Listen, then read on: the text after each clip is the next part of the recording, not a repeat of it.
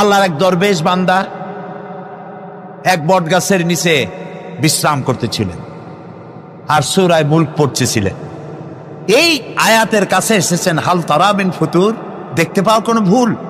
শুয়ে শুয়ে বলতেছে, আল্লাহ তোমার সৃষ্টি জগতে তো ভুল ধরার কোনো উপায় নাই, কেউ ধরতে পারবে না, তবে আমার চোখে একটা জিনিস বেমানান মনে হয়। ভুল ধরতে কারো ক্ষমতা নেই, একটা জিনিস আমার কাছে বেমানান লাগে। একা একা বলতেছে, সেটা হলো এই, তুমি তাল গাছ বানাইছো যেমন, তালও সেই রকম বড়, বেল গাছ যেমন বেলও বড়, নারকেল গাছ যেমন নারকেলটাও বড়, কিন্তু এত বড় বিরাট বট গাছ, ফল একেবারে এতটুকু এতটুকু, এইটা একটু বেমানান লাগতেছে। এই চিন্তা করতেছে দরবেশ সাহেব, হঠাৎ করে একটু বাতাস এসে গাছের ডাল আন্দোলিত হয়েছে, একটা আধা পাকা বটের ফল অনেক উঁচু থেকে ছিঁড়ে এসে দরবেশের নাকের উপরে পড়ছে, নাকটা জ্বলে উঠছে। দরবেশ সাহেব বলছে, আস্তাগফিরুল্লাহ, আল্লাহ এটা তো ফল না, এটা আমার চিন্তার জবাব। আমি চিন্তা করতেছি গাছ আনমান ফল হয় নাই, তাল গাছ যেমন ফল যেমন, বট গাছ যেমন ফল যদি ওই আকারে হইতো, ফলটা যে পজিশন নিয়ে আমার নাকে পড়ছে, এতে তো আমার নাকও যাইতো মাথাও যাইতো। সুতরাং আল্লাহ রাব্বুল আলামিন তার সৃষ্টি জগৎকে আপন কুদরত দিয়ে সুন্দর করে সৃষ্টি করেছেন। ভাগ্যবান তারা যে আল্লাহকে স্বীকার করে 5 ওয়াক্ত নামাজে আল্লাহকে সেজদা দেয়, সুবহানাল্লাহ।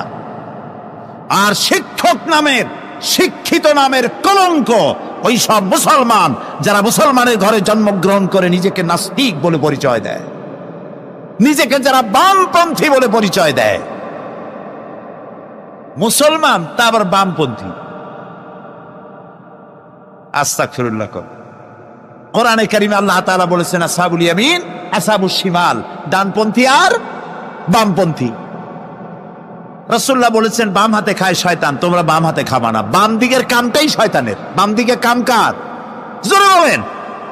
এই জন্য রাস্তা দিয়ে হাঁটবেন, ডান দিক দিয়ে হাঁটেন, কিছু খাইবেন ডান দিক দিয়ে খান, কিছু শুরু করবেন ডান দিক দিয়ে করেন। মুসলমানের কাজ সব ডান, ডানপন্থীদের নেতা পয়গম্বরেরা সব ডানপন্থীদের নেতৃত্ব দিয়ে আল্লাহ রাব্বুল আলামিন কিয়ামতের দিন ডানপন্থীদের নিয়ে আল্লাহর নবীরা জান্নাতে চলে যাবে। আর বামপন্থীদের নেতা শয়তান, বামপন্থীদেরকে শয়তানের নেতৃত্ব দিয়ে সবগুলিকে জাহান্নামে নিয়ে যাবে। এই জন্য দেখবেন বামপন্থীদের যত নেতা আছে, একটা নেতাও মসজিদে যায় না, নামাজ পড়ে না। প্রিয় ভাই, সব কপাল পোড়া না হলে কোন মুসলমানের সন্তান বামপন্থী আন্দোলন করতে পারে না। হতভাগ্য, নিকৃষ্ট, জঘন্য। আল্লাহ এদেরকে হেদায়েত করুন, বলেন আমিন। জোরে বলেন আমিন। ওরা নামাজে নাই, রোজায় নাই, আল্লাহ নাই, রসুলে নাই, পরকালে নাই, মক্কায় নাই, মদিনায় নাই, ঠিক কিনা? আল্লাহ হেদায়েত নসিব করুন, বলেন আমিন। তাহলে 3টি পুঁজির কথা বলেছিলাম, তার মধ্যে প্রথম পুঁজি হলো আল্লাহর কি বিশ্বাস করতে দেখি? অস্তিত্বকে বিশ্বাস করা। এই অস্তিত্বের উপরে আমি আর আলোচনা করতে চাই না। আমরা বিশ্বাস করি আল্লাহ আছেন, ঠিক না? আচ্ছা, এবার প্রশ্ন করি, আল্লাহ আছেন, কোথায় আছেন? আচ্ছা, বুঝতে পারছি আপনাদের মধ্যে ইখতিলাফ হয়ে গেছে। কেউ বলছেন সব জায়গায়, কেউ বলছেন আরশে, কেউ বলছেন আকাশে। আর যারা বেশি বুদ্ধিমান তারা কোনো জবাব দেন নাই, চিন্তা করছেন কোনটা কইয়ে কোন জ্বালায় পড়ি। আল্লাহ রাব্বুল আলামিন কোথায় আছেন সেই প্রশ্ন আল্লাহ কি করা দরকার? আল্লাহ আপনি কোথায় আছেন, এই প্রশ্ন আমরা করার আগে আল্লাহ রাব্বুল আলামিন কোরআনে কারীমের মধ্যে জবাব দিয়ে দিয়েছেন, আর রাহমানু আলাল আরশিস ইসতাওয়া। সুবহানাল্লাহ। বলে আল্লাহ সব জায়গায় আছেন, একথা ঠিক নয়। কেন ঠিক নয় সেটাও বুঝাই দেই। সব জায়গা বলতে তার মধ্যে তো টয়লেটও আছে। সব জায়গা বলতে আরো বহুত খারাপ জায়গা আছে, আমি সে জায়গাগুলির নাম নিলাম না। তাহলে আল্লাহ কি সেসব জায়গা আছেন? বলেন নাউজুবিল্লাহ। আল্লাহ নিজেই বলছেন আল্লাহ আছেন আরশিস ইসতাওয়া। আল্লাহ আছেন কোথায়? আরশে। আল্লাহ যে আরশে আছে সেই জন্যই তো মানুষেরা হাত উঁচু করে আল্লাহর কাছে, এরকম বলে যে উপরওয়ালা, বলে না, না নিচুওয়ালা বলে, সব জায়গাওয়ালা এরকম বলে, উপরওয়ালা বলে। আল্লাহ আছেন আরশে, কিন্তু প্রত্যেক রাতে তিনি প্রথম আকাশে আসেন। সুবহানাল্লাহ, বান্দাদেরকে ডাকার জন্য আসেন। আল্লাহ সর্বত্র জ্ঞান রাখেন, তার ইলমের মধ্যে এক চুল পরিমাণ জায়গা আকাশেও নাই, জমিনেও নাই যে আল্লাহ রাব্বুল আলামিন ওই জায়গাটুকুন সম্পর্কে তাৎক্ষণিকভাবে অবহিত নন।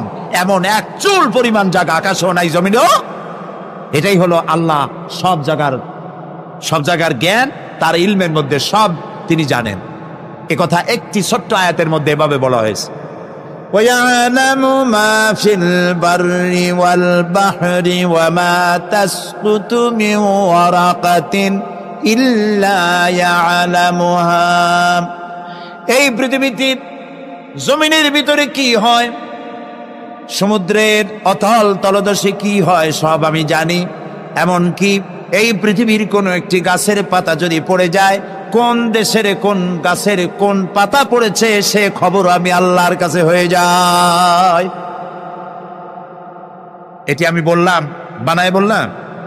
এটি কোথায় আছে? তো আল্লাহ রাব্বুল আলামিন কোরআনে পরিষ্কার করে বলে যে একটা পাতার খবর যদি আল্লাহর কাছে হয়, তাহলে আমরা কোথায় কি করি তিনি টের পান না? অবশ্যই টের পান। এটি আমাদের মনে রাখতে হবে।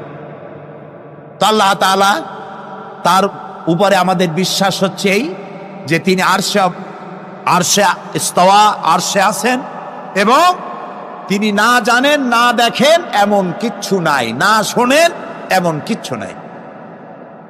এমনকি সমুদ্রের অতল তলদেশে ছোট্ট পাথরের ভিতরেও যদি একটি পোকা যদি পালায়ে থাকে, এমন পোকা যা মাইক্রোস্কোপ যন্ত্র ছাড়া দেখা যায় না, এমন একটি পোকা আটলান্টিক বা প্রশান্ত মহাসাগরের অতল তলদেশে থেকে যদি ক্ষুধার যন্ত্রণায় চিৎকার মারে, কেউ শোনে না। আরশের মালিক আল্লাহ রাব্বুল আলামিন বলেন আমি শুনতে পাই। সুতরাং তিনি সব শুনতে পান, তিনি দেখতে পান, এবং সবকিছু তার নলেজে আছে। এ হচ্ছে আল্লাহর অস্তিত্বে বিশ্বাস। 2 নম্বরে আল্লাহর সিফাতে বিশ্বাস। 2 নম্বরে কি বলেন? সিফাত মানে কি? গুণ। বলেন কি? গুণাবলীতে বিশ্বাস। আল্লাহর নাম আল্লাহ, বলেন তো? আল্লাহ নয়, কিন্তু আল্লাহ হচ্ছে অশুদ্ধ, শুদ্ধ হচ্ছে আল্লাহ। বলার সময় মুখটা গোল হয়ে যাবে। বলেন তো, সবাই উচ্চারণ করেন আল্লাহ, আবার বলেন আল্লাহ, আবার বলেন আল্লাহ। সুবহানাল্লাহ, কি মধুর নাম, কি মজার নাম। কোন বান্দা যদি অন্তরের অন্তঃস্থল থেকে একবার যদি বলে আল্লাহ, আল্লাহ রাব্বুল আলামিন 70 বার সাড়া দিয়ে জিজ্ঞেস করেন বান্দা কি চাও, আমি শুনছি। আল্লাহ হচ্ছে ইসমে জাত, আর সিফাতি নাম হচ্ছে বাকি 98টা নাম। মোট ওয়ালাহুল আসমাউ হুসনা, আল্লাহ তাআলা রয়েছে পবিত্র নাম, অনেক নাম, 99টা নাম। কয়টা নাম? আল্লাহ হচ্ছে ইসমে জাত। এই যে আমরা অনেক সময় খোদা বলি, খোদার কসম, খোদার কিরা, খোদা হাফেজ বলি না আমরা? এই খোদা শব্দ যতটা সম্ভব এই শব্দ উচ্চারণ থেকে বিরত থাকা উচিত, কারণ আল্লাহর 99 নামের মধ্যে খোদা বলে কোনো শব্দ নাই। কেউ যদি 10 লক্ষ বার খোদা বলে, একবার আল্লাহ বলার সমান হবে না, হবে না। কেমন খোদা বলে আল্লাহ নিজের নামকে পরিচিত করেন নাই। আল্লাহর নাম হচ্ছে আল্লাহ, আল্লাহর নাম কি? আর বাকি হলো গুণবাচক নাম। তিনি রব, তিনি রাজ্জাক, তিনি ওয়াদুদ, তিনি জব্বার, তিনি কাহ্হার, তিনি রহমান, তিনি রহিম। এরকম আছে না নাম? সব গুণবাচক নাম। এই আল্লাহকে বিশ্বাস করতে হবে। 1 নম্বরে তার অস্তিত্ব, তিনি আছেন। 2 নম্বরে গুণ সহকারে বিশ্বাস করতে হবে। আমরা পানিকে বিশ্বাস করি সে চুবাইয়া ডুবাইয়া মারতে পারে, এই হিসাবে বিশ্বাস করি, ঠিক না? আগুনকে বিশ্বাস করি সে পোড়ায় মারতে পারে। সাপকে বিশ্বাস করি সে দংশন করলে আমি মরে যেতে পারি, ঠিক কিনা? এইভাবে প্রত্যেকটা জিনিসের গুণ সহকারে তাকে বিশ্বাস করতে হয়। সেই জন্য আল্লাহকে আল্লাহ আছেন এইটা শেষ কথা নয়, তার গুণ সহকারে তাকে বিশ্বাস করতে হবে। তিনি হচ্ছেন খেতে দেওয়ার মালিক, রাজ্জাক। মানে বলেন তো নামটা কি? রাজ্জাক মানে কি?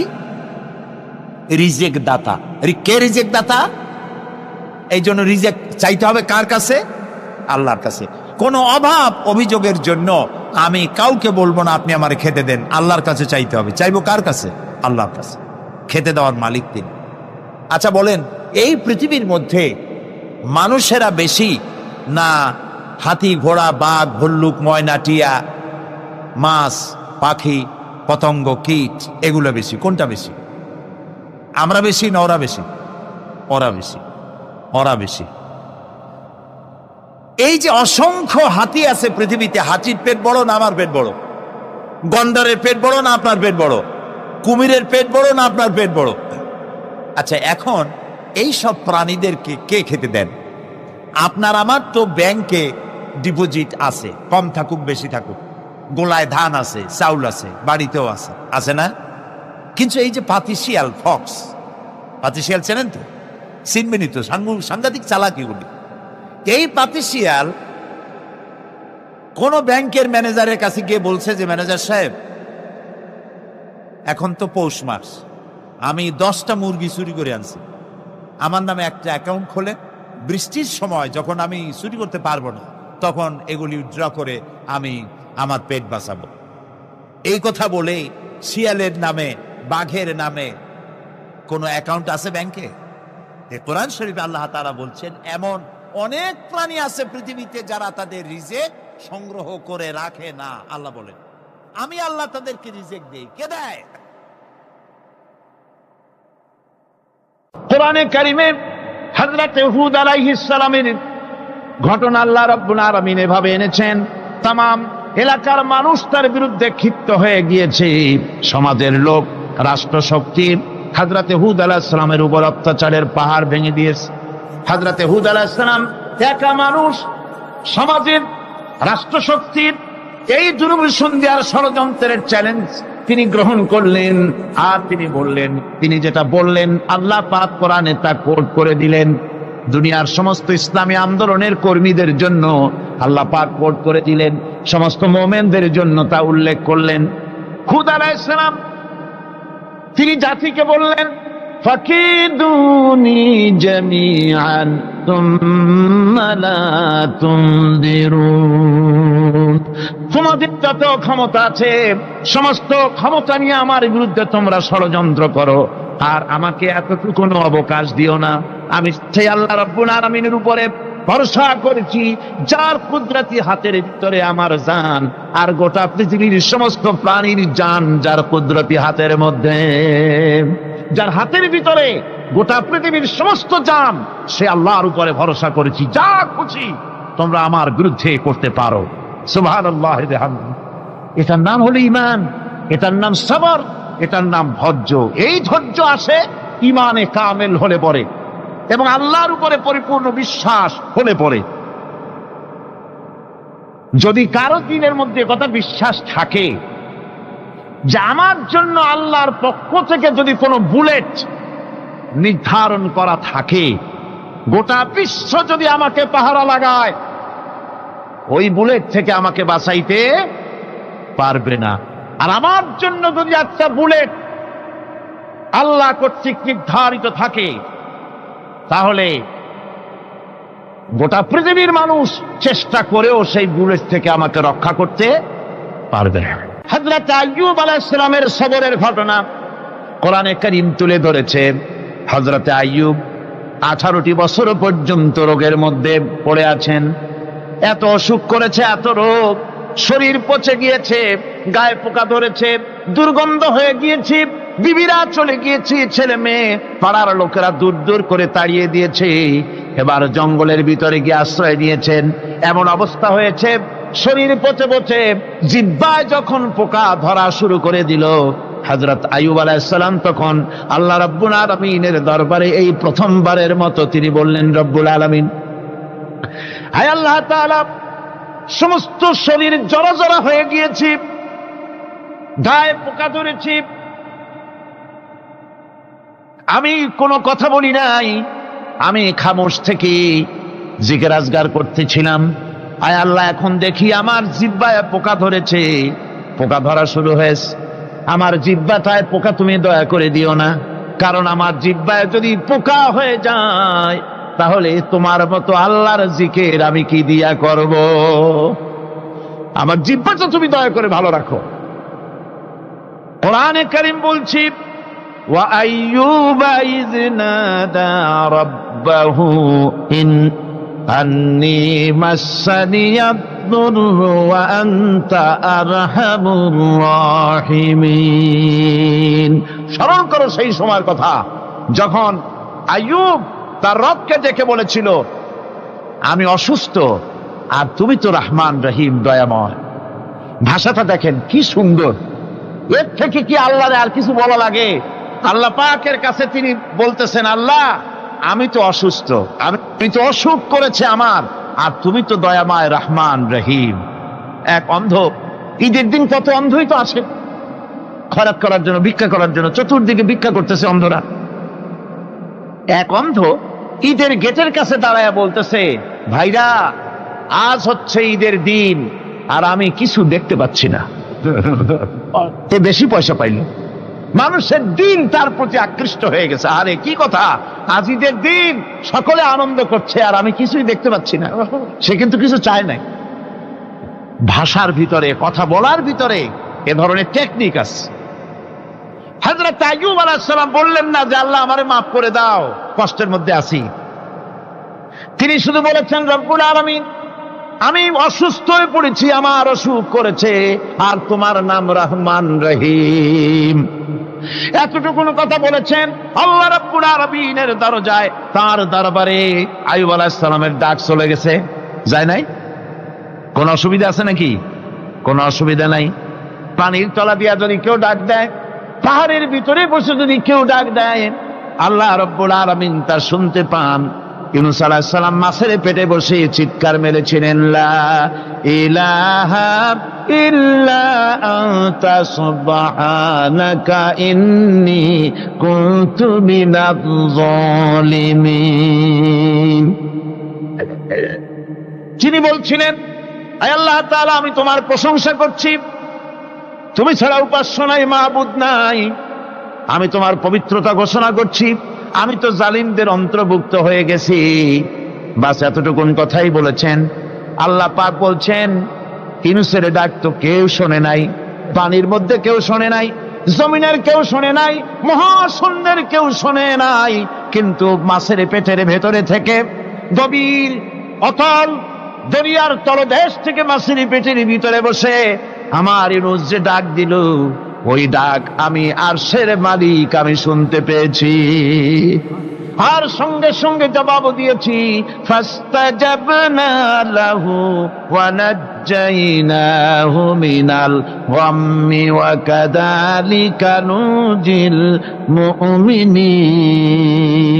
ডাকের সাড়া দিলাম, বিপদ দিয়া বাঁচায় দিলাম। শুধু ইউনূসের না, আল্লাহ পাক এ জায়গায় আবার ওয়াদা করলেন, দুনিয়ার যত মুমিন বান্দা আছে তারা যদি কখনো বিপদে পড়ে যায় আর আমারে যদি ডাকে, আমি এইরকম করে বিপদ থেকে বাঁচাইয়া দেব। আইয়ুব আলাইহিস সালাম যখন আল্লাহ রাব্বুল আলামিনের কাছে ফরিয়াদ করলেন, আল্লাহ পাক তখন বলছেন, কোরআনে কারীম বলছে, ফাস্তাজাবনা লাহু فكشفنا ما به من ضر وآتيناه أهله ومثلهم معهم رحمة من عندنا وذكرى للعابدين। আমি আইয়ুবের দোয়া কবুল করে নিলাম, শুধু তার পরিবার বর্গই দিলাম না, বরং আরো কিছু নিয়ামত আমি তাকে দান করে দিলাম। এবং তাই জন্য, যেহেতু তারা ছিল আমার অনুগত বান্দা, আমার বাধ্যগত, আমি এই জন্য রহম করেছি, সমস্ত রোগ শোক আমি মাফ করে দিয়েছি। আমাদের সামান্য একটু জ্বর হয়, যদি 2-3 দিন জ্বর হয়েছে, জ্বর ছাড়ে না, বলে যে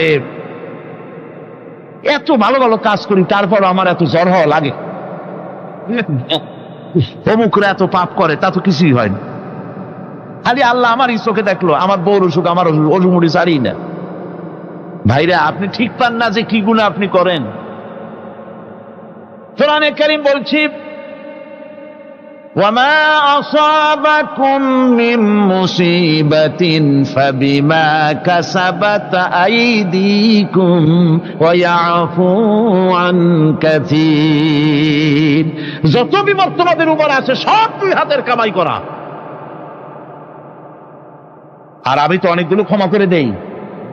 তোমরা যত পাপ করো, আকাম করো, সবগুলির শাস্তি যদি দুনিয়ায় দিতাম, শ্বাস করার সময় পেতে না।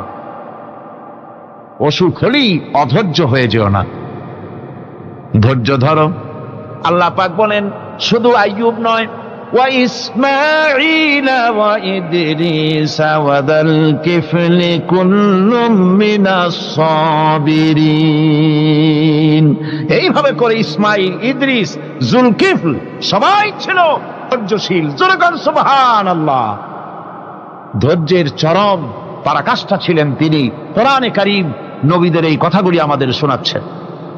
হযরত ইয়াকুব আলাইহিস সালাম কলিজার টুকরা সন্তান হযরত ইউসুফ আলাইহিস সালামের জন্য তার মনটা পাগল ছিল। এত সুন্দর করে আল্লাহ তারে বানাইছিলেন, এত তিনি ছিলেন সৌন্দর্যের পিরামিড, যারা দেখলে চোখ ফিরানো যায় না। এমন সুন্দর সুপুরুষ, যারা দেখি সেই যুগের সুন্দরী যুবতী মেয়েরা রূপের মোহে পড়ে নিজেদের আঙ্গুলগুলি কেটে ফেলে দিয়েছিল। রূপের মোহে এমন অবশ হয়ে গেছে, আঙ্গুল কেটেছে, হাত কেটেছে, টের পায় নাই।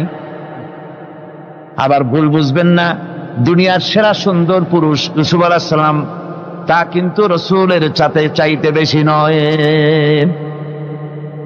হযরত উম্মুল মুমিনিন আয়েশা রাদিয়াল্লাহু তাআলা আনহা তিনি বলেছেন, যেই সব সুন্দরী রমণীরা ইউসুফ আলাইহিস সালামকে দেখে রূপের মোহে পড়ে নিজেদের আঙ্গুলগুলো কেটে ফেলেছিল, ওরা যদি আমার হাবিবকে দেখতো, ওরা যদি আল্লাহ রাসূলকে দেখতো, তাহলে হাত কাটতে কাটতে কোন ফাঁকে দে কলিজা কেটে ফেলে দিত, ওরা টের পেত না।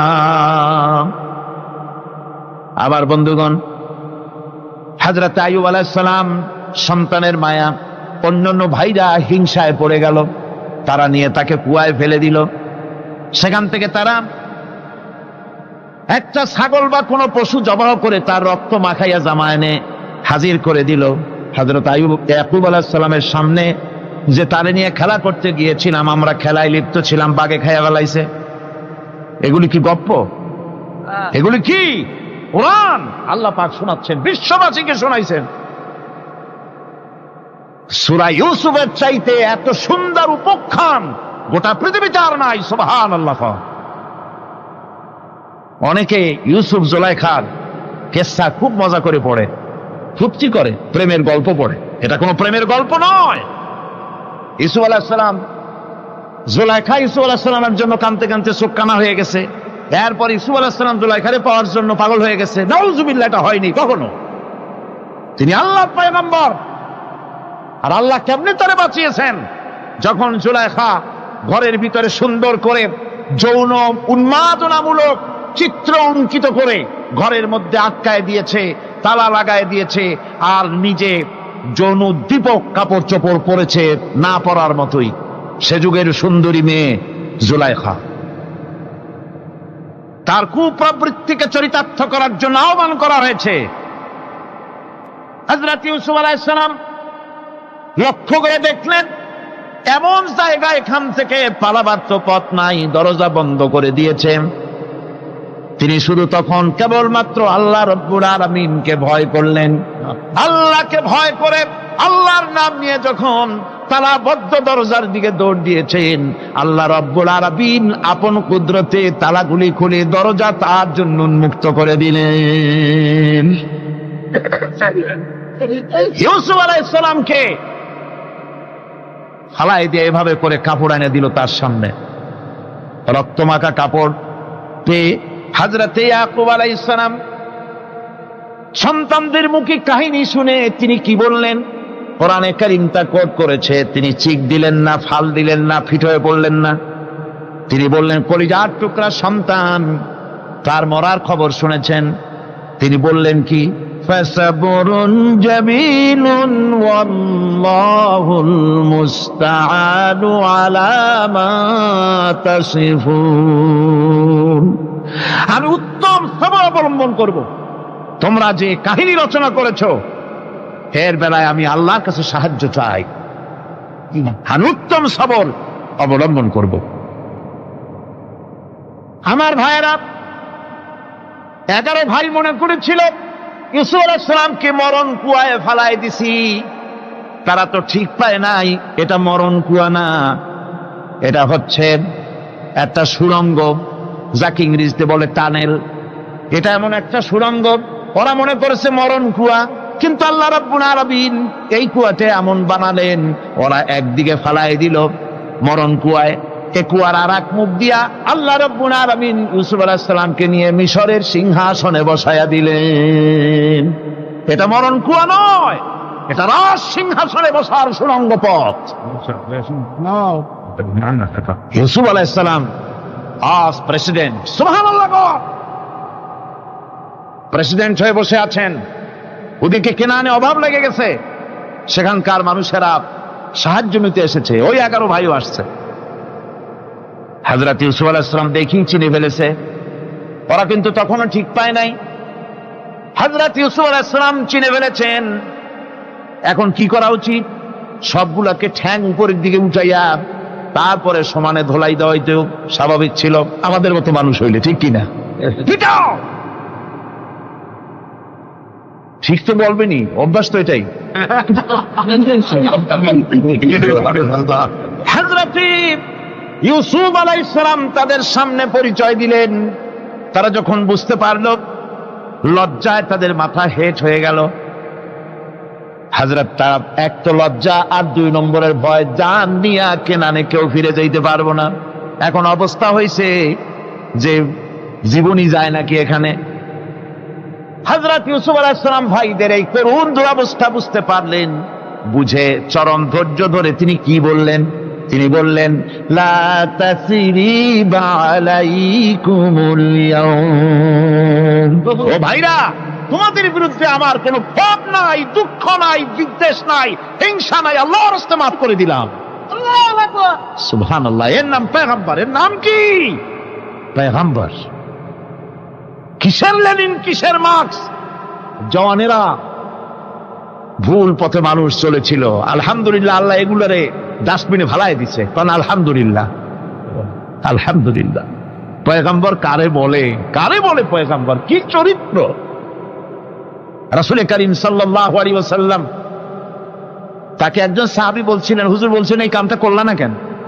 সাহাবী বললেন, হুজুর আপনি যদি চোখের ইশারায় বলতেন, মুখ দিয়ে না কইয়া, তাও তো আমি কামটা করে ফেলতাম, আমি তো বুঝি নাই। হুজুর বললেন, চোখের ঠারে ঠারে কাজ করা নবুয়তের শান নয়। আল ওয়াদুহু ওয়াস সারাহা, নবীরা যা করেন তা ডাইরেক্ট, কোনো বক্রতা নাই, স্পষ্ট কথা। আমার ভাইরা, হযরত ইউসুফ আলাইহিস সালাম বিনিয়ামিনকে কাছে নিয়ে পরিচয় দিলেন তার ভাইদের সামনে।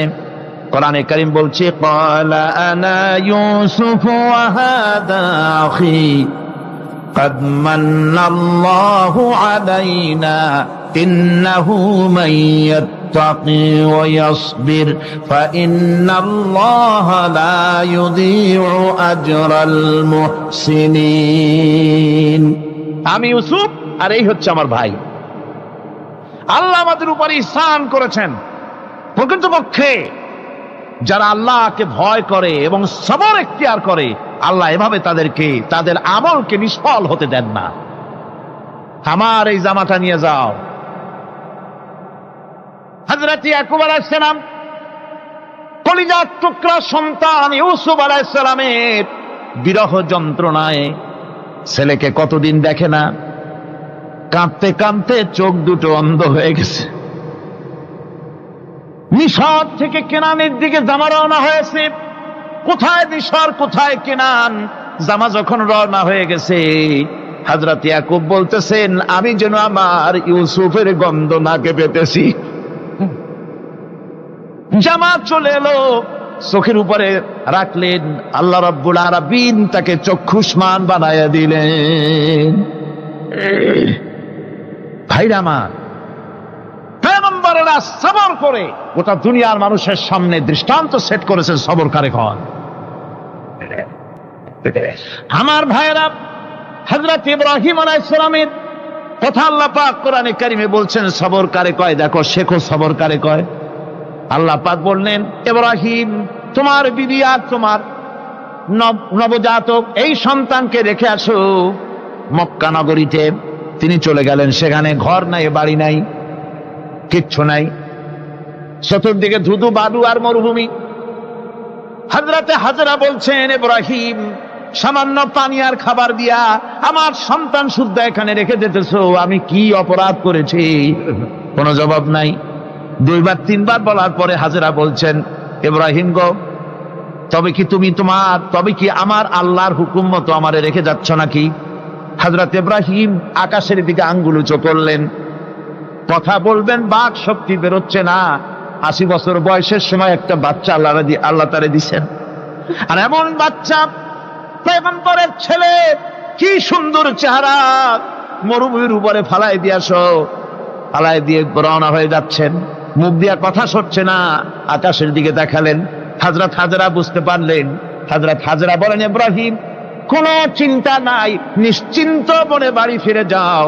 আমি আমার আল্লাহর উপরে এতটা ভরসা করি, আল্লাহর হুকুমে যদি আমার এখানে রেখে যেয়ে থাকো, আল্লাহ পাক আমাকে আর আমার কলিজার টুকরা ইসমাইলকে পানিতে আর খাবারে মারবেন না, অবশ্যই তিনি ব্যবস্থা করবেন। ব্যবস্থা হয়ে গেল। হযরত ইসমাইল বড় হয়ে গেলেন। আল্লাহ পাক অর্ডার করলেন, জবাহ করো ছেলেকে। হযরত ইব্রাহিম আলাইহিস সালাম যখন জবাহের প্রস্তাব করলেন, হযরত ইসমাইল তা আপত্তি করতেন, বাবাজি আমার মায়ের আর আমাকে বাচ্চা অবস্থায় ফেলে গেলেন, খাবার দেন নাই, পড়ার দেন নাই, বছরের পর বছর আমাদের এখানে কাটলো, দেখতেও আসেন নাই, আজ আসছেন জবাহ দিতে। এটা কেমন কথা? কি ধরনের বাপ আপনি? এরকম বলছে নাকি? এরকম বলছে।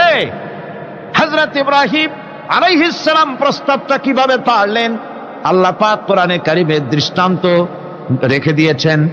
আল্লাহ পাক বলছেন, হযরত ইব্রাহিম ছেলেকে বললেন, ইয়া বুনাইয়া, হে আমার কলিজার টুকরা লাডলা, হে আমার কলিজার টুকরা সন্তান, ইন্নী আরা ফিল মানাম আন্নী আযবাহুক, আমি স্বপ্নে দেখছি আমি যেন তোমাকে জবাহ করতেছি। ফানজুর মাযা তারা, তোমার রায় কি বলো? আমি তো স্বপ্নে দেখছি যে আমি তোমার জবাহ করতেছি, এখন তোমার রায় কি, তোমার মত কি? হযরত ইসমাঈল আলাইহিস সালাম শুনিয়া দিলেন দৌড়, নাকি না? হযরত ইসমাঈল আলাইহিস সালাম ধৈর্যের প্রতীক, তিনি কি কথা বললেন? তার মুখের কথা কোরআন শরীফে আল্লাহ পাক উঠায় দিলেন। হযরত ইসমাঈল বললেন, ইয়া আবাতি ফাআল মা তু'মারু সাতাজিদুনি ইনশাআল্লাহু মিনাস সাবিরিন, হে আমার পিতা, আপনি যে ব্যাপারে আদিষ্ট হয়েছেন আপনি তা পালন করুন, অবশ্যই আমাকে ধৈর্যধারীদের মধ্যে পাওয়া যাবেন। সুবহানাল্লাহ। এক বর্ণনা এসেছে, হযরত ইসমাঈল বললেন, আব্বাজান আমি ধৈর্যধারীদের ভিতরে আমারে পাবেন, তবে জবাহ করার আগে আমার হাত পাটা একটু বেঁধে নেন, কারণ জবাহের যন্ত্রণায় আপনার গায়ে যদি আমার হাত পা লেগে যায় তো বেয়াদবি হয়ে যেতে পারে। আর আমি মরে আমার জবাহ হয়ে যাওয়ার পর আমার রক্ত মাখা জামাটা নিয়া আমার মা হাজেরারে দিবেন, কারণ তাকে মা বলবার মতো আর তো কেউ নাই। হযরত ইব্রাহিম তাকে বাঁধবার জন্য প্রস্তুতি নিলেন। হযরত ইসমাঈল বলছেন, আব্বাজান বাঁধবেন না, বাঁধার প্রয়োজন নাই। বলে, কেন? একবার বাঁধতে বললে আবার তুমি নিষেধ করছো কেন? ছেলে বলছেন, আব্বাজান বাঁধবো না এই জন্যে, হয়তো কিয়ামতেই প্রশ্ন উঠতে পারে যে আল্লাহর হুকুমে রাজি ছিল না বলে হাত পা বাঁধা জবাহ করছে, আমি এই সুযোগ দিব না, আপনি জবাহ করেন, আমি এতটুকু নড়াচড়া করব না। ধৈর্যের চরম প্রতীক। হযরতে ইসমাঈল আলাইহিস সালাম দেখাই দিয়েছেন ধৈর্য কারে কয়। আমার বন্ধুগণ, এই পৃথিবীর সবচাইতে ধৈর্যের বড় প্রতীক হতেছেন ইমামুল মুরসালিন, আশরাফুল আম্বিয়া, সাইয়্যিদুল মুরসালিন জনাবে মুহাম্মাদুর রাসূলুল্লাহ সাল্লাল্লাহু আলাইহি ওয়াসাল্লাম। আমার বন্ধুগণ, সবচাইতে বড় ধৈর্যের প্রতীক তিনি। কাউকে একটা গালি দেন নাই জীবনে, কাউকে ঠাট্টা করেন নাই, কাউকে মারেন নাই, কারো মনে দুঃখ দেন নাই। তিনি দুঃখ পেয়েছেন, তিনি কাউকে দুঃখ দেন নাই। তিনি কষ্ট পেয়েছেন, কাউকে কষ্ট দেন নাই।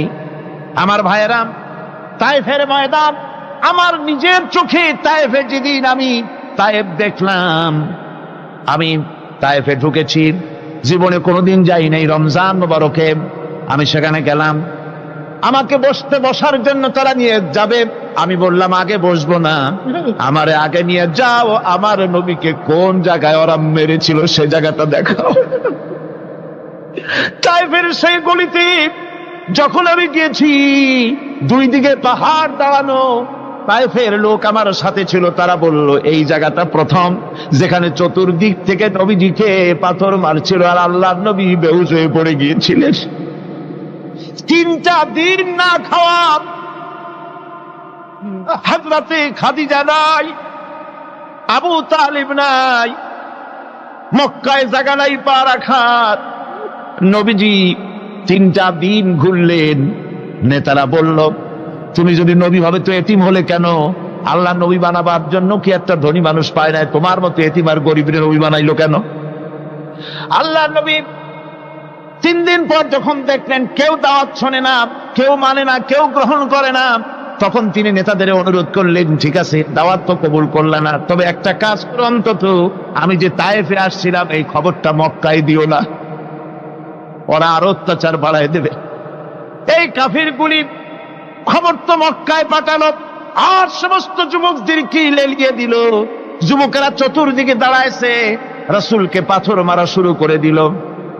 আমি যখন রেল লাইনের থেকে হাঁটি, যখন রেল লাইন কোনো সময় দেখি, রেলের পাথরগুলি, রেল লাইনের পাথরগুলি দেখলেই আমার মাথায় যেন কেন তায়েফের কথা মনে এসে যায়। আরে মানুষের গায়ে পাথর মারলে কি অবস্থার সৃষ্টি হয়! পাথর নূরের শরীর, রহমতের শরীর, কিটি কিটি রক্ত ঝরছে। নবীজিকে জোর করে উঠাইয়া জবরদস্তি করে হাঁটার জন্য তারা ধাক্কা মারতেছে।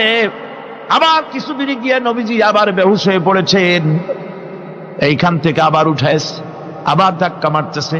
3 নম্বরের আর একটা জায়গা আছে যেখানে ভাঙ্গা একটা মসজিদ। তায়েফের লোকেরা আমাকে বলল এই জায়গাটা হলো শেষ জায়গা যেখানে রাসূল করিম 3য়বারের মতো বেহুশ হয়েছিলেন, এখানেই হুজুরের রক্ত ঝরেছে বেশি। 2 রাকাত নামাজ পড়লাম, সিজদায় পড়ে আবুল কান্না কানলাম আল্লাহর কাছে। নবীজি যখন হুশ এসেছে, হযরতে জিবরাইল বলেন, ইয়া রাসূলুল্লাহ, আপনার এই কষ্ট দেখে ফেরেশতারা কাঁদতেছে, আপনি অনুমতি দিয়ে দেন এই 2 পাহাড়কে মিলাইয়া সমস্ত তায়েফবাসী কাফেরগুলি মাটির সাথে মিশাইয়া দেই।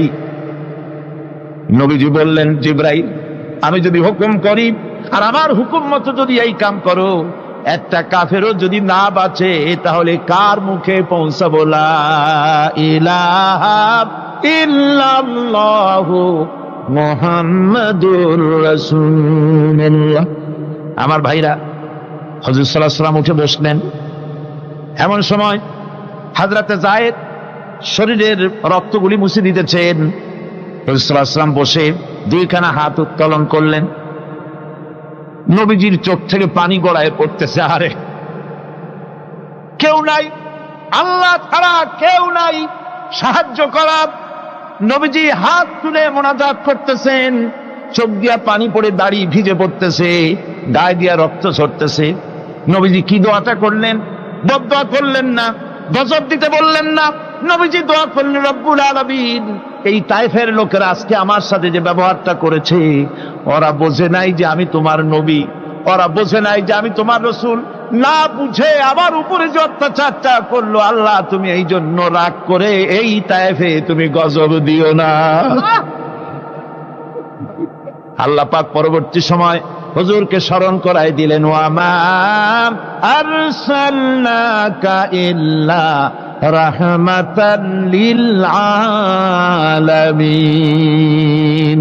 ও নবী, আপনি হচ্ছেন আমার সমস্ত সৃষ্টি জগতের জন্য, আপনি আমার রহমত, আমার গোটা বিশ্বের জন্য আপনার, আমার সৃষ্টি জগতের জন্য আপনি আমার করুণা।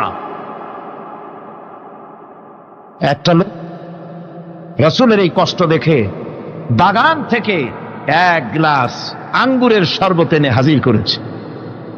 এত কষ্টের পর 3 দিনের না খাওয়া আঙ্গুরের একটা শরবত পাইয়া হুজুর খুব খুশি হলেন। শরবত গ্লাস পান করে হুজুর বলছেন, তোমার নাম না আত্তাস? তিনি বলছেন, হ্যাঁ হুজুর, আমার নাম আত্তাস। তোমার বাড়ি না ইউনূস আলাইহিস সালামের গ্রামে? বলে, হ্যাঁ, আমার বাড়ি সেই গ্রামে। তা আপনি কি করে জানলেন আমার নাম আত্তাস আর আমার বাড়ি ইউনূস আলাইহিস সালামের গ্রামে? আপনি জানলেন কি করে? হুজুর বললেন, আমি নবী, হযরত ইউনূস নবী, একজন নবীর খবর আর একজন নবীর কাছে থাকে। রাসূল করিম সাল্লাল্লাহু আলাইহি ওয়াসাল্লাম সবর ইখতিয়ার করেছিলেন, ধৈর্য অবলম্বন করেছিলেন, আর আল্লাহ পাক তাকে নির্দেশ করেছেন, সবর করো। ওয়াত্তাবি' মা ইউহা ইলাইকা ওয়াসবির হাত্তা ইয়াহকুমাল্লাহ। তুমি কেবল সেই জিনিসের অনুসরণ করো যা আমি তোমার প্রতি অবতীর্ণ করেছি। আমি আপনার উপরে যেটা অবতীর্ণ করেছি ওটা অনুসরণ করুন, আর সবর ইখতিয়ার করুন যতক্ষণ না আল্লাহর পক্ষ থেকে চূড়ান্ত ফয়সালা না আসে। ধৈর্য ধরুন, ধৈর্য ধরুন। আমার ভাইরা, কাফেরদের নির্যাতনের মোকাবেলায় আল্লাহ পাক তার হাবিবকে সান্ত্বনা দিয়েছেন। যখন কাফেররা নির্যাতন করতেছে, হারে হযরতে বেলাল নির্যাতিত, হযরতে সুমাইয়া নির্যাতিতা, হযরতে খাব্বাব, হযরতে হুবায়ব, হযরতে আম্মার রিদওয়ানুল্লাহ তাআলা আলাইহিম আজমাইন, এত মার হতেছে। হযরতে ওমর হযরতে খাব্বাব রাদিয়াল্লাহু তাআলা আনহুকে খোলা গায়ে দেখে বলছিলেন, খাব্বাব রে, তোমার পিঠে এত গর্ত কেন? এত গর্তওয়ালা পিঠ তো আমি মানুষের দেখি নাই, এত চিকুন কোমরওয়ালা মানুষও তো দেখি নাই। তিনি বলেছেন, ওমর, তুমি কি ভুলে গেছো? ইসলাম কবুল করার অপরাধী কাফির বেঈমানেরা আগুন জ্বালায়া আংটা আগুনের উপরে আমাকে চিৎ করে শোয়াছে। আমি যেন নড়াচড়া করতে না পারি সেজন্য আমার বুকের উপরে পাথর চাপা দিয়ে রেখেছিল। গায়ের চর্বি আর রক্ত গলে গলে পড়ে আগুন নিবেছে, আর আগুন গোশত পুড়ে যে পিঠের মধ্যে প্রবেশ করেছিল আজও পর্যন্ত পিঠের সেই গর্ত সেরে যায় নাই। এভাবে অত্যাচার হচ্ছিল সাহাবীদের উপর। আল্লাহ রাব্বুল আলামিন তার হাবিবকে সান্ত্বনা দিলেন, ওয়াসবির ওয়া মা সাবরুকা ইল্লা বিল্লাহি ওয়া লা তাহজান আলাইহিম ওয়া লা তাকু ফি যায়কিম মিম্মা ইয়ামকুরুন। হে রাসূল, সবরের সাথে কাজ করতে থাকুন। আপনার এই সবরের তৌফিক তো আল্লাহই দিয়েছেন, আর ওদের সমস্ত ষড়যন্ত্র, ওদের অপকৌশলে আপনি দুঃখিত হবেন না, চিন্তা করবেন না, ভারাক্রান্ত হবেন না। আপনি নিশ্চিত থাকুন। ওয়াসবির লিহুকমি রাব্বিকা ফাইন্নাকা বিআয়ুনিনা। হে নবী, আপনার রবের চূড়ান্ত ফয়সালা আসা পর্যন্ত ধৈর্য ধারণ করুন। আপনি তো আমার চোখের সামনে। সুবহানাল্লাহ, সুবহানাল্লাহ। আপনি আমার চোখের সামনে। কে আপনাকে কি করবে আমি দেখবো না? সুবহানাল্লাহ। মন্ত্রী যদি, এই সলিমুদ্দিন মার্কা মন্ত্রী যত আছে, এই মন্ত্রীরা যদি ব্যথাতে ভয় কিসের? আমি তোকে দেখছি না? সাহসটা কেমন বাড়ে, কেমন বাড়ে সাহস। আরে কোনো মন্ত্রী ছাতা মাতা না, কোন প্রেসিডেন্ট রাজা বাদশা না, আকাশ আর জমিনের মালিক আমার আল্লাহ রাব্বুল আলামিন বলছেন, হাবিব কোনো চিন্তা নাই, আপনি আমার চোখের সামনে। ওরা চায় আপনাকে দুনিয়া থেকে মিটাই দিতে, আর আমি চাই ওয়ারাফানা লাকা যিকরাক, আপনার প্রশংসা তো হবে গোটা বিশ্ব জুড়ে, সর্বত্র ছড়িয়ে যাবে আপনার নাম। সুবহানাল্লাহি বিহামদিহি। আল্লাহ পাক অন্যত্র বলেছেন, ওয়ালাকাদ কুযযিবাত রুসুলুম মিন ক্বাবলিকা ফাসাবারু আলা মা কুযযিবু ওয়া উযু হাত্তা আতাহুম নাসরুনা। হে মুহাম্মদ সাল্লাল্লাহু আলাইহি ওয়াসাল্লাম, আপনার পূর্বে অসংখ্য নবী রাসূল এই পৃথিবীতে আসছে এবং জুলুম আর নির্যাতনের শিকার তারা হয়েছেন। অবশেষে তাদের প্রতি আল্লাহর সাহায্য এসেছে। সুতরাং আপনাকেও ধৈর্য ধারণ করতে হবে। ধৈর্য ছাড়া কোনো পথ নাই। ধৈর্য আপনাকে ধারণ করতেই হবে।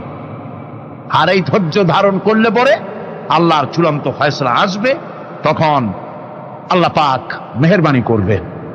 আমার ভাইয়েরা, এই ধৈর্য পৃথিবীর সমস্ত পয়গম্বররা ধৈর্য অবলম্বন করেছেন, কখনো অধৈর্য হন নাই। দিন কায়েমের সংগ্রামে নবী রাসূলগণ দারুণ ভাবে সবর ইখতিয়ার করেছেন। বৃদ্ধবাদীদের সকল রকমের নির্যাতন, অপকৌশল, ষড়যন্ত্র, এই সব কিছু মোকাবেলা করেছেন ধৈর্যের নীতি অবলম্বন করি। কখনো ধৈর্যচ্যুতি তাদের মধ্যে ঘটেনি, বরং আল্লাহ রাব্বুল আলামিন তাদের প্রতি সন্তুষ্ট হয়েছেন। যারা এই ধৈর্য ধরেছে তাদের উপরে সন্তুষ্ট হয়ে আল্লাহ রাব্বুল আলামিন বলেছেন, ওয়া কাআইয়্যিম মিন নাবিয়্যিন কাতালা মাআহু রিব্বিয়ুন কাসীর। এর আগে অনেক নবী এসেছিলেন যাদের সাথে বহু আল্লাহওয়ালা লোক লড়াই করেছেন। ফামা ওয়াহানু লিমা আসাবাহুম ফি সাবিলিল্লাহি ওয়া মা যাআফু ওয়া মাস্তাকানু। আল্লাহর পথে তাদের উপর যত বিপদ এসেছিল তারা হতাশ হয়ে পড়েন নাই, দুর্বলতা দেখাননি, বাতিলের সামনে মাথাও নত করেন। ওয়াল্লাহু ইউহিব্বুস সাবিরিন। আর আল্লাহ পাক ধৈর্যশীল যারা, তাদেরকে আল্লাহ পাক ভালোবাসেন। আমার ভাইরা,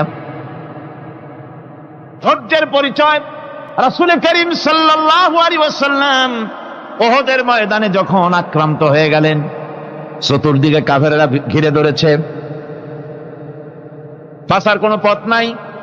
সাহাবায়ে কিরাম রাসূলকে পাহারা দিলেন। যারা রাসূলকে পাহারা দিতে দাঁড়াইছেন, জীবন দিয়া পাহারা দিতে দাঁড়ায় গেছে। রাসূলের দিকে মুখ দিয়া, পিঠটা বাইরের দিকে দিয়ে রাসূলকে পাহারা দেওয়া শুরু করেছেন। হুজুরকে পাহারা দিতে যারা দাঁড়িয়েছিলেন, কাফের কর্তৃক নিক্ষিপ্ত কি তীরগুলি এসে যখন বিঁধতেছিল, শুধু একজন সাহাবী হযরত তালহার পিঠের ভিতরে রাসূলকে হেফাজতের জন্য 80টা তীর একজনের পিঠের মধ্যে দিয়ে ঢুকেছে। এক অসতর্ক মুহূর্তে নবীজির দান্দান মোবারক শহীদ হয়ে গেল, শিরস্থান ভেঙে গেল, লোহার কড়া প্রবিষ্ট হয়ে গেল কপালের ভিতরে। হুজুর মাথা ঘুরে পড়ে গেলেন। হযরত আবু উবাইদা রাদিয়াল্লাহু তাআলা আনহু হুজুরের মস্তক মোবারককে কোলে করে নিয়ে তারপরে বহু কষ্ট করে মাথা থেকে লোহার কড়া বের করলেন। এবার ওই কড়ার ছিদ্র দিয়ে রক্ত আসতেছে, মুখ দিয়ে রক্ত পড়তেছে, দাড়ি ভিজে যাচ্ছে। বুখারী শরীফে এসেছে, আল্লাহর নবী দুইখানা হাত নিজের চেহারার উপরে মলে আনে টাটকা রক্ত চোখের সামনে দেখে বলছেন, আহারে, এই কওমের ফালাত কি করে হবে, এই কওমের মুক্তি কি করে হবে, এই কওমের নাজাত কি করে হবে, যে কওম তার নবীর চেহারা রক্ত দিয়ে লাল বানাইয়া দিল। নবীজি বললেন, আল্লাহুম্মা গফিরলি কওমি ফাইন্নাহুম লা ইয়ালামুন। আয় আল্লাহ পাক, আমার এই কওম বুঝতে পারে না, ওদেরকে মাফ করে দাও। খবর ছড়িয়ে গেল নবীজি শহীদ হয়ে গিয়েছেন। খবর ছড়িয়ে গেল চতুর্দিকে, মদিনায় খবর ছড়িয়ে গেল। মানুষ পাগলের মতো দৌড়ানো শুরু করে দিল। এক মেয়ে লোক দৌড়াচ্ছে উহুদের দিকে। কয়েকজন সাহাবীর সঙ্গে দেখা, তারা জিজ্ঞেস করলেন, দৌড়াও কেন মহিলা, যাও কই? কয় উহুদের দিকে যেতেছি। কয় যায় তো কোনো লাভ নাই, যেহেতু তোমার যে স্বামী এসেছিলেন জিহাদের ময়দানে তিনি তো শহীদ হয়ে গেছেন। মহিলা বলতেছে, কে শহীদ হয়েছে শুনতে চাই না, আগে বলো নবীজি কেমন আছে। আবার কিছুক্ষণ পর আর কয়েকজনের সঙ্গে দেখা, তারা বলছে, মেয়ে লোক দৌড়াও কই? যাচ্ছি উহুদের দিকে। তারা বলছেন যে কোনো লাভ নাই, তোমার যে দুইটা কলিজার টুকরা সন্তান উহুদে এসেছিল দুটোই শহীদ হয়ে গেছে। মা বলতেছে, ও সাহাবী, কে শহীদ হয়েছে শুনতে চাই না, তাড়াতাড়ি করে বলো আল্লাহর নবী মুহাম্মদ রাসূলুল্লাহ সাল্লাল্লাহু আলাইহি ওয়াসাল্লাম কেমন আছেন। দৌড়াতে দৌড়াতে উহুদের মাঠে সাহাবায়ে কেরাম পরিবেষ্টিত, আল্লাহর নবীর কাছে গিয়ে হুজুরের জীবিত চেহারা মুবারকের দিকে তাকায়া মেয়ে লোকটি কাঁদতেছে আর বলতেছে, ইয়া রাসূলুল্লাহ, আমার স্বামী মরা শোক, আমার কলিজার টুকরা দুইটা সন্তান মরা শোক আমার কলিজা থেকে মুছে গেছে, আপনি বেঁচে আছেন, তামাম মুসলমানদের এর চাইতে বড় সান্ত্বনা আর নাই। ভাইরা আমার, রাসূল করিম সাল্লাল্লাহু আলাইহি ওয়াসাল্লাম এভাবে করে ধৈর্যের পরিচয় দিয়েছেন। গালাগালি দেন নাই, রাগ করেন নাই, বদদোয়া করেন নাই। সুবহানাল্লাহ কোন, সুবহানাল্লাহ। ভাইরা আমার, এই সবর এমন মহান বৈশিষ্ট্য, এর মধ্যে রয়েছে জিহাদের ময়দানে যদি লোক কম হয় আর যদি তাদের মধ্যে সবর থাকে, বেশি সংখ্যক লোকের উপরে আল্লাহ পাক সবরকারীদেরকে বিজয়ী করে দিবেন। কোরআনে কারীমে রব্বুল আলামিন বলেন, কাম মিন ফিয়াতিন কালিলাতিন গালাবাত ফিআতান কাসীরাতাম বিইذনিল্লাহ ওয়াল্লাহু মা'আস সাবিরিন। এমন ঘটনার বহু নজির আছে যে কম সংখ্যক লোকেদের উপরে আল্লাহ পাক, বেশি সংখ্যক লোকেদের উপর আল্লাহ পাক কম সংখ্যক লোকদেরকে জয়ী করে দিয়েছেন। আল্লাহু মা'আস সাবিরিন, আর আল্লাহ আছে ধৈর্যশালীদের সাথে। আল্লাহ আছে কাদের সাথে? দেখেন না বদরের কামটা, বদরের ময়দান, 313 জন মুসলমান, অস্ত্রপাতি নাই, সামান্য সামান্য অস্ত্র, আর কাফেরেরা এসছে হাজারেরও বেশি। আমার বন্ধুগণ, ধৈর্যে কত বড় কাম দিল, ধৈর্য ধারণ করেছেন তারা, আল্লাহর উপরে ভরসা করেছেন। আল্লাহ রাব্বুল আলামিন অস্ত্রের কাজ কি দিয়া করায় দিলেন। একজন সাহাবী এসে বলছেন, হুজুর, জিহাদের ময়দান, ইসলামের প্রথম জিহাদ, আমার কাছে তো অস্ত্র নাই, মেহেরবানি করে একটা অস্ত্র আমারে দেন, আমি লাফায় পড়ি জিহাদের মধ্যে। হুজুর বলেন, অস্ত্র তো আমার কাছে নাই, দিবটা কি? সাহাবী বলছেন, হুজুর, অস্ত্র না থাকে যা পারেন তাই দেন, আপনার হাত দিয়ে যা দিবেন আমি দাঁড়ায় থাকতে পারবো না, জিহাদে আমাকে শরীক হতেই হবে। নবীজি কাছে পেলেন একখানা শুকনা খেজুরের ডালখানা তুলে সাহাবীর হাতে তুলে দিলেন। সাহাবী বলেন, রাসূলের হাতের দেওয়া শুকনা খেজুরের ডালটা নিয়ে আমি যখন কাফেরদের ভিড়ের মধ্যে ঝাঁপায় পড়ে যখন শুকনা খেজুরের ডাল দিয়ে আঘাত দিলাম, তখন ধারালো তরবারি দিয়ে আঘাত করলে যে কাম হয়, শুকনা খেজুরের ডালের আঘাতে কাফের দ্বিখণ্ডিত হয়ে জমিনে পড়ে গেল। ভাইরা আমার, আল্লাহ রাব্বুল আলামিন সবর যারা করে, সংখ্যায় যদি কম হয়, আল্লাহ পাক তাদেরকে বিজয়ী করে দেবেন, এই ওয়াদা আল্লাহ রাব্বুল আলামিন করেছেন। এই সবরের গুণ ছাড়া জান্নাতেও প্রবেশ করা যাবে না। সবর যদি না থাকে বেহেশতে যাওয়া যাবে না। ভালো করে মনে রাখেন, আল্লাহ পাক বলছেন, আম্মা হাসিবতুম আন তাদখুলুল জান্নাতা ওয়ালাম্মা ইয়া'লামিল্লাহুল্লাযীনা জাহাদু মিনকুম ওয়া ইয়া'লামাস সাবিরিন। তোমরা কি মনে করেছো এমনি বেহেশতে চলে যাবা? এটা কি মামু বাড়ির আবদার নাকি? এমনি বেহেশতে চলে যাবা? অথচ আল্লাহ রাব্বুল আলামিন এখনো দেখেন নেননি যে তোমাদের মধ্যে কারা জিহাদ করতে প্রস্তুত, কারা তোমাদের মধ্যে জিহাদ করে জান দেওয়ার জন্য প্রস্তুত, আর কারা ধৈর্যধারী, এটা তো আল্লাহ এখনো দেখে নেন নাই। সুতরাং হক এবং বাতিলের সংগ্রামে লিপ্ত হতে হবে। আল্লাহ দেখতে চান কারা জীবন দিতে চায়। সুতরাং ইসলামী আন্দোলনে যারা শরীক হবে, তাদের বিপদ এবং মুসিবত দিয়ে আল্লাহ রাব্বুল আলামিন তাদের সাহসিকতা এবং ধৈর্যের পরীক্ষা নিবেন। কোরআনে কারীম বলছেন, ওয়ালানাবলুয়ান্নাকুম হাত্তা না'লামাল মুজাহিদিনা মিনকুম ওয়াস-সাবিরিনা ওয়া নাবলুয়া আখবারাকুম। অবশ্যই আমি তোমাদেরকে পরীক্ষার সম্মুখীন করব, আর তোমাদের মধ্যে সত্যিকার মুজাহিদ, দৃঢ়তা অবলম্বনকারী কারা, আমি তা দেখব। এটা যেন আমি দেখে নিতে পারি, সেই জন্য আমি বিপদ এবং মুসিবতের মধ্যে তোমাদের ফেলবো। ধৈর্যধারীদের উপরে আমার রহমত অবশ্যই থাকবে। খবর এমন এক সম্পদ যা ধারণ করলে পরে আল্লাহ রাব্বুল আলামিন রাষ্ট্রীয় ক্ষমতা দান করে দেন। কোন সুবহানাল্লাহ, জোরে কোন সুবহানাল্লাহ। ধৈর্য ধারণ করলে আল্লাহ রাষ্ট্রের মতো বিরাট নিয়ামত আল্লাহ হাতে তুলে দিবেন।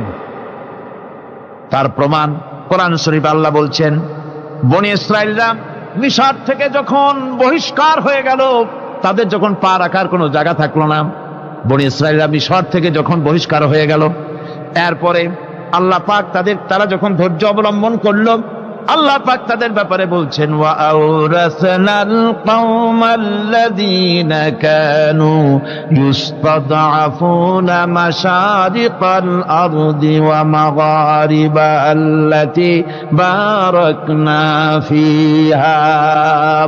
আর তাদের স্থলে আমি নির্যাতিত লোকদেরকে প্রতিষ্ঠিত করলাম। পশ্চিম এবং উত্তরের তাদেরকে আমি পশ্চিম এবং পশ্চিম এবং পূর্বের উত্তরাধিকারী তাদেরকে বানায় দিলাম। বিরাট এলাকা তাদের হাতে আমি তুলে দিলাম। ওয়া তাম্মাত কালিমাতু রাব্বিকাল হুসনা আলা বানি ইসরাঈলা বিমা সাবারু। আর এভাবে করে আল্লাহ পাক তার কথাকে পূর্ণ করলেন বনি ইসরাইলদের উপরে সবর এখতিয়ার করার জন্য। ধৈর্য ধরার কারণে আল্লাহ পাক রাষ্ট্রের মালিক তাদের বানায় দিলেন। যেরকম সুবহানাল্লাহ। সবর যদি করা হয়, তো যুদ্ধ যদি বাদে, যদি জাহাজ শুরু হয়ে যায়, আল্লাহ পাক বলেছেন ফেরেশতা দিয়ে সাহায্য করবে। যদি সবর থাকে, তোমাদের সবর থাকলে আল্লাহ কি দিয়ে সাহায্য করবেন? ফেরেশতা।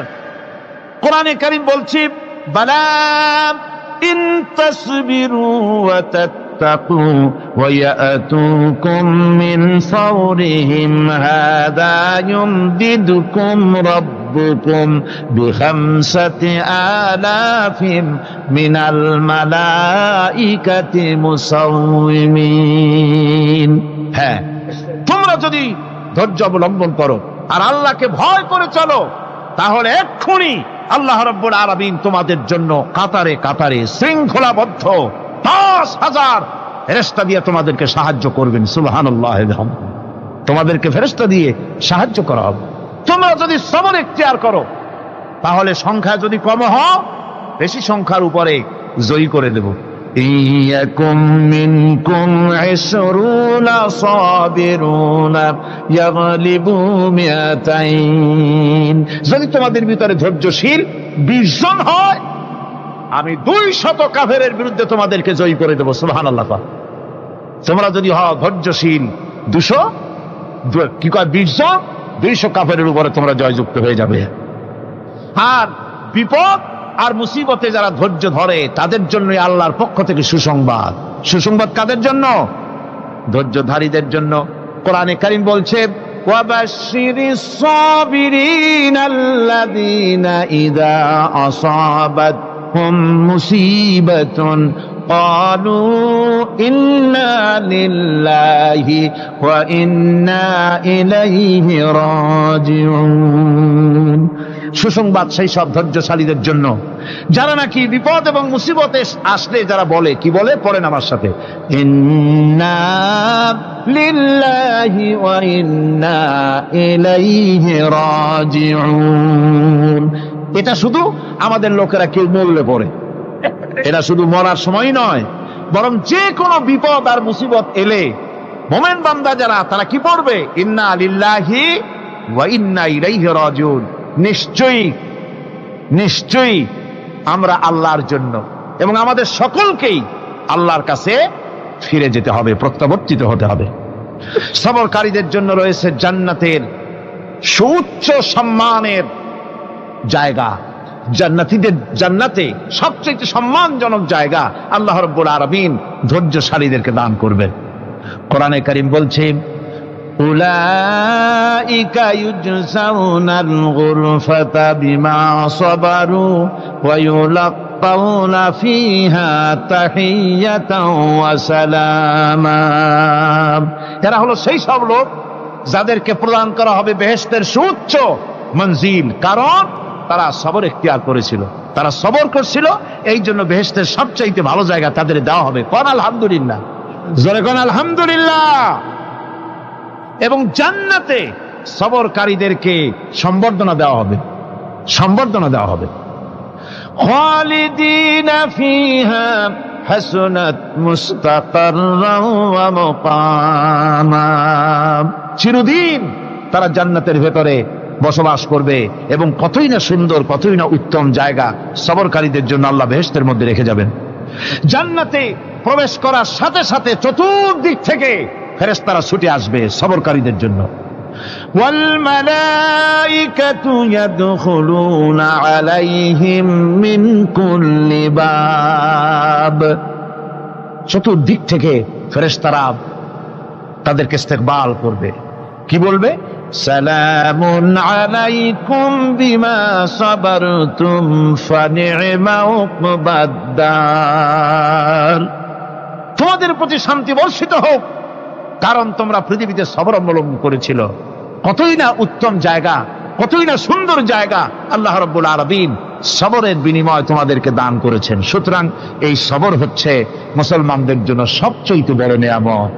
আজ আমার তো মনে হয় পৃথিবীতে মুসলমানরাই সবচেয়ে বেসবর।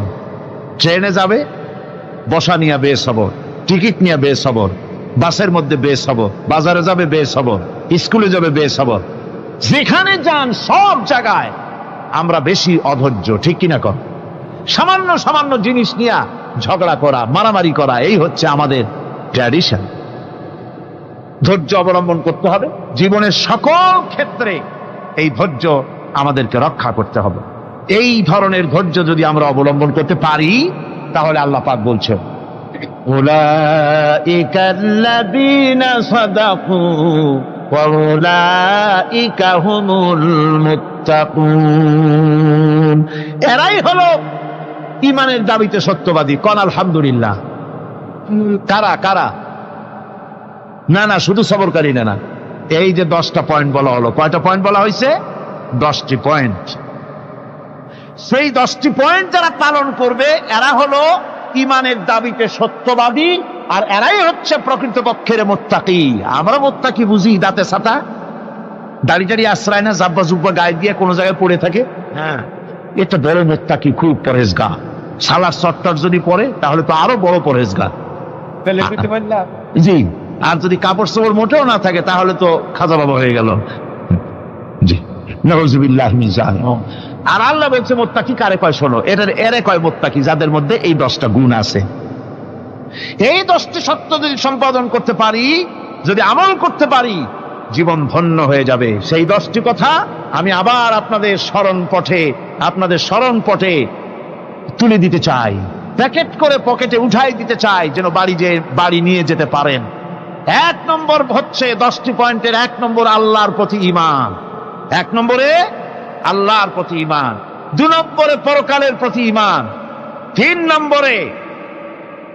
নম্বরে ফেরেশতাদের উপর ঈমান, 4র্থ নম্বরে কিতাবের প্রতি ঈমান, 5ম নম্বরে নবীদের প্রতি ঈমান, 6ষ্ঠ নম্বরে সহায় সম্বলহীন নিকটবর্তী আত্মীয়, ইয়েতিম, মিসকিন, প্রবাসী, মুসাফির, সাহায্য প্রার্থী, এদেরকে মুক্ত করার জন্য এদেরকে সাহায্য প্রদান করা, 7 নম্বরে নামাজ প্রতিষ্ঠা করা, 8 নম্বরে যাকাত আদায় করা, 9 নম্বরে ওয়াদা পালন করা, 10 নম্বরে সবর এখতিয়ার করা। কয়টা হলো? এই 10টি কাজ যদি আমরা পালন করতে পারি, বিপদে মুসিবতে ধৈর্য ধারণ করতে পারি, যত মুসিবত আসুক, আসলে এগুলি কিছু না। মুসিবত আল্লাহ টেস্ট করবেন, মুসিবত দিয়া আল্লাহ টেস্ট করেন। দেখা যায় যে ওদের শক্তি খুব বেশি, চোখে আপনি দেখতে পারেন, কিন্তু আল্লাহ বলছেন ইন্না কায়দা শায়তানে কানা দাঈফা। বাতিলরা হলো শয়তান। বাতিলরা কি? আর ওদের চক্রান্ত আসলেই দুর্বল। এদের চক্রান্ত আসলে কি? দুর্বল। কাজেই এগুলিকে ভয় করা যাবে না। বিপদে মুসিবতে ধৈর্য ধারণ করে যদি অগ্রসর হওয়া যায়, তো আল্লাহ রাব্বুল আলামিন এই 10টি পয়েন্ট যদি আমল করা যায়, দুনিয়াও শান্তি পাবো, আখিরাতেও শান্তি পাবো। যত মুসিবত আসুক, বিপদ আসুক, ধৈর্যের সাথে মোকাবেলা করতে হবে। ধৈর্যের অর্থ কি?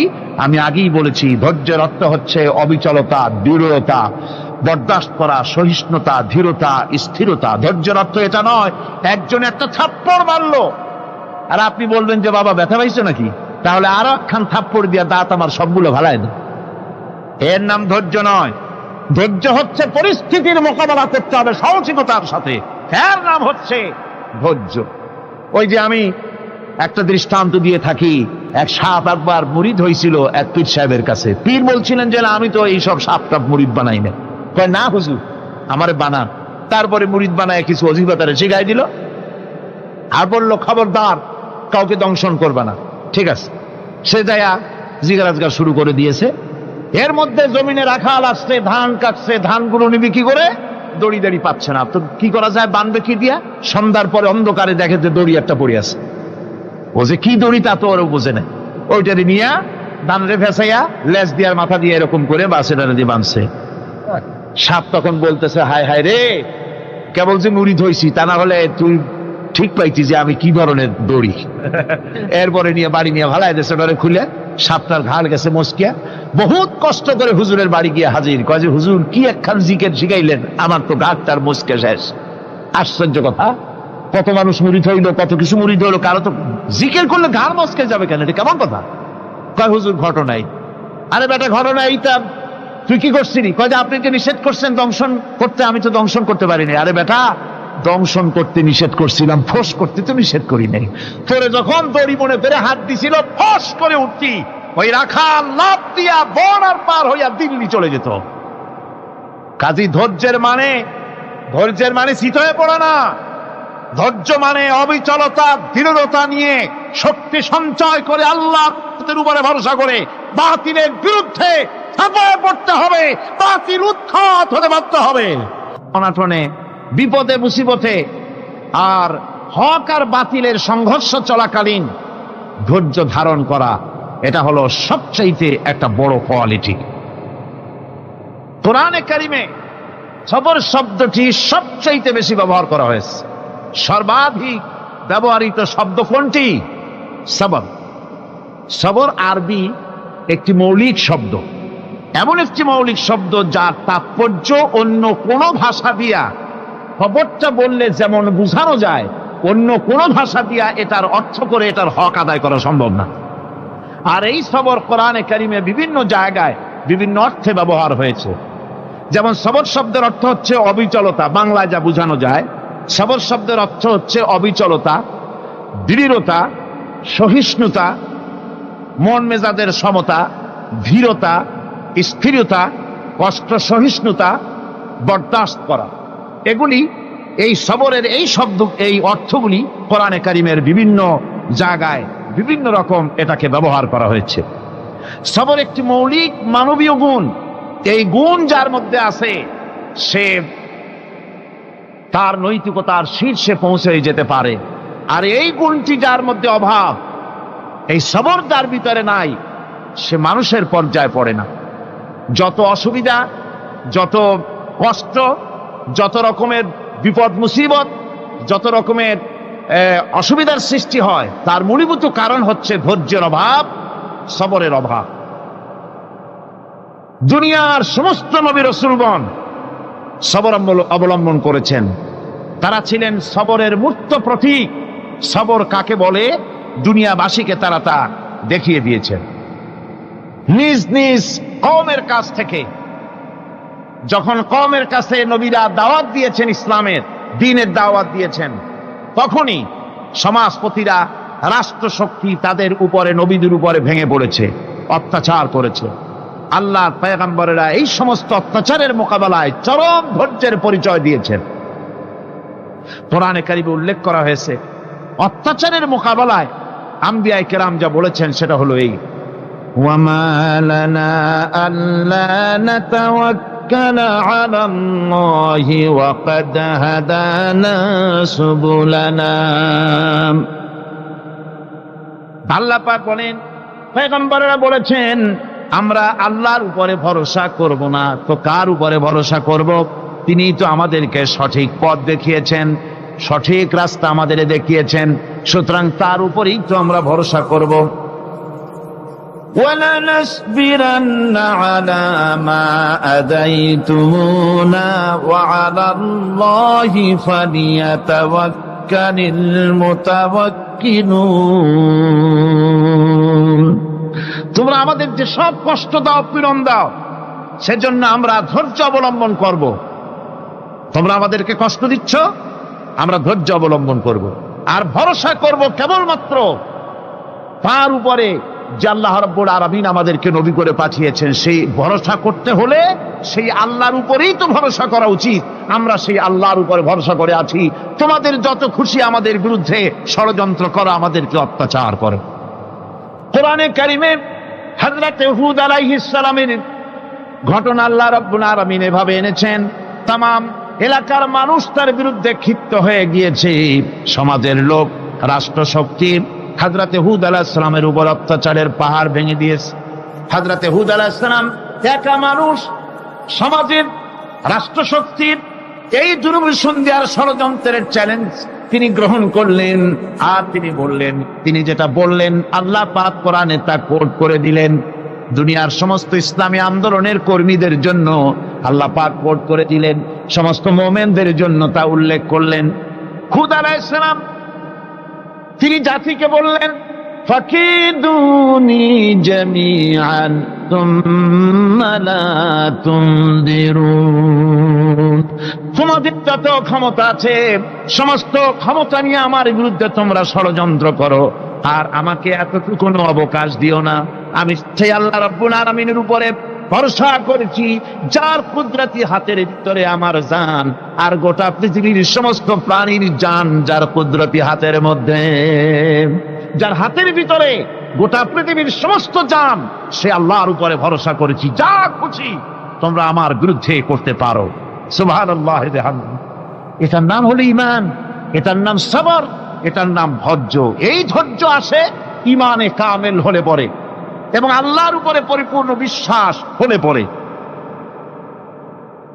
যদি কারো দিনের মধ্যে কথা বিশ্বাস থাকে যে আমার জন্য আল্লাহর পক্ষ থেকে যদি কোনো বুলেট নির্ধারণ করা থাকে, গোটা বিশ্ব যদি আমাকে পাহারা লাগায়, ওই বুলেট থেকে আমাকে বাঁচাইতে পারবে না। আর আমার জন্য যদি একটা বুলেট আল্লাহ কর্তৃক নির্ধারিত থাকে, তাহলে গোটা পৃথিবীর মানুষ চেষ্টা করেও সেই বুলেট থেকে আমাকে রক্ষা করতে পারবে না। এটার নাম হচ্ছে ঈমান।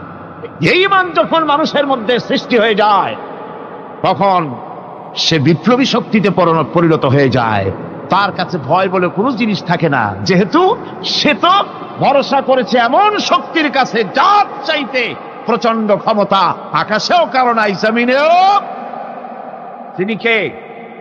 জোরে চিল্লায় বলেন, তিনি কে? আমার বন্ধুগণ, রাসূল করিম সাল্লাল্লাহু আলাইহি ওয়াসাল্লাম হিজরতের রাতে সূর পাহাড়ের গাড়ে সওরের কাছে যখন চলে গেছেন, ফজরের রক্ত হয়ে হয়ে আসতেছে। হযরত আবু বকর রাদিয়াল্লাহু তাআলা আনহু বলছেন, হে আল্লাহর রাসূল, এখন আর অগ্রসর হওয়া ঠিক হবে না, বেলা উঠে গেলে ধরা পড়ে যাব। এখানে গুহা আছে, ভিতরে প্রবেশ করি।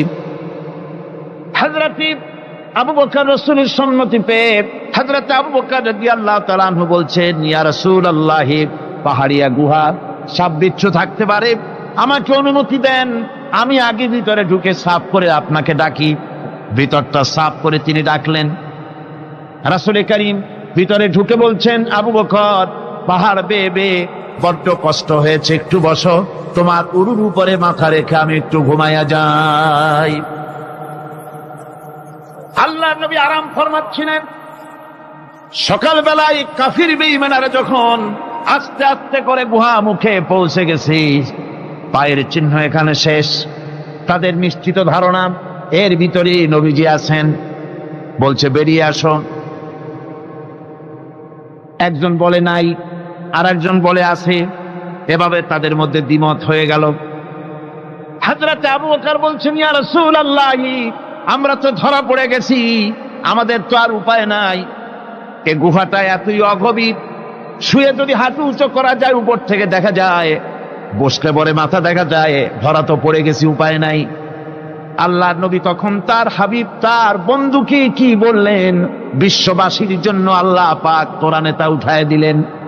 নবীজি তার বন্ধুকে ডেকে বললেন, লা তাহজান ইন্নাল্লাহা মা'ানা। ও আমার সাথী, কোনো চিন্তা করো না, ভয় পেও না, শঙ্কিত হয়েও না, আমরা মাইনরিটি নই, আমরাই মেজরিটি, কারণ আল্লাহ রাব্বুল আলামিন আমাদের সাথে আছেন। সুবহানাল্লাহ। এই চিন্তা, এই ধারণা যদি মানুষের মনের মধ্যে থাকে, তাহলে কখনোই তার মন দুর্বল হবে না, ঈমান দুর্বল হবে না।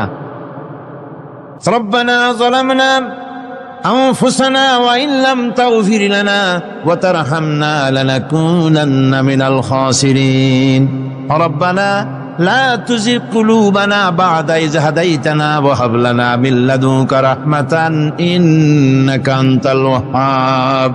আয় আল্লাহ তাআলা, এই বিশাল জনসমুদ্র নিয়ে তোমার দরবারে হাত তুলেছি পবিত্র মেরাজের রজনীতে।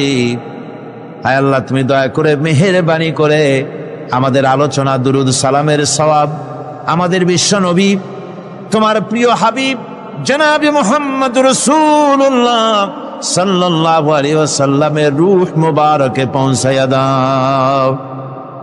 সমগ্র বিশ্বের মাটির নিচে যত মুমিন মুমিনাত শুয়ে আছেন, তাদের আরো আর পরে সওয়াব পৌঁছায় দাও।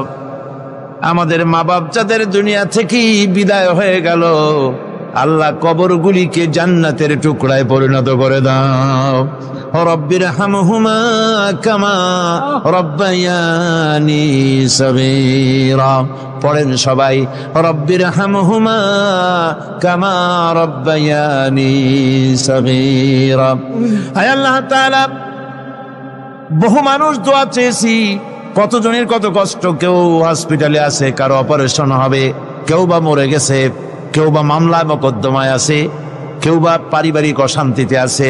আল্লাহ, যিনি যেই নিয়তে দোয়া চেয়েছে মেহেরবানি করে সেই নেক নিয়ত তোমার দরবারে কবুল করে নাও। বিপদগ্রস্ত লোকগুলিরে বিপদ থেকে বাঁচাইয়া দাও। আয় আল্লাহ রাব্বুল আলামিন, এই মাহফিলে লক্ষ লক্ষ জনতা সমুদ্রের ঢেউর মতো চতুর্দিক থেকে আসতে থাকে। তুমি আর তোমার কোরআন আর তোমার রাসূল ছাড়া কোনো স্বার্থ কারো মনে নাই। কাউরে রিক্সা ভাড়া দেওয়া হয় না, ট্রাক ভাড়া, বাস ভাড়া কাউকে দেওয়া হয় না, এক লোকমা খানাও এখানে পায় না, তাবাররুক বা সিন্নি বিতরণও হয় না। আয় আল্লাহ, নিঃস্বার্থ ভাবে এই লোকগুলি যাতায়াত করে। আল্লাহ, তোমার কোরআনের বরকতে সকলকে তুমি গুনাহ মুক্ত করে দাও। আয় আল্লাহ তাআলা, যাতায়াতটা আসান করে দিও, যাতায়াতের পথে কারো যেন কোনো বিপদ না হয়ে যায়। আয় আল্লাহ তাআলা, বাড়ি ঘর ফালায় আসে, বাড়ি ঘর তোমার ফেরেশতা দিয়া তুমি হেফাজত করো। রব্বুল আলামিন, মা বোনেরাও কষ্ট করে আসে, আল্লাহ তুমি দয়া করে এ মাহফিলে যারা শরীক হয়, এ মাহফিলে কোরআনের মাহফিলে শরীক হওয়ার কারণে তোমার কাছে একটা দাবি করি। দাবিটা হলো, মেহেরবানি করে সব মানুষকে তোমার কাবা ঘর দেখাও। যারা উপস্থিত হয়েছে সকলকে তোমার হাবিবের রওজায় গিয়া সালাম দেওয়ার তৌফিক দাও। রব্বানা তাকাব্বাল মিন্না ইন্নাকা আনতাস সামিউল আলিম ওয়া তুব আলাইনা إنك أنت التواب الرحيم سبحان ربك رب العزة عما يصفون سلام على المرسلين الحمد لله رب العالمين واجعل آخر كلمتنا عند الموت لا إله إلا الله محمد رسول الله السلام عليكم ورحمة الله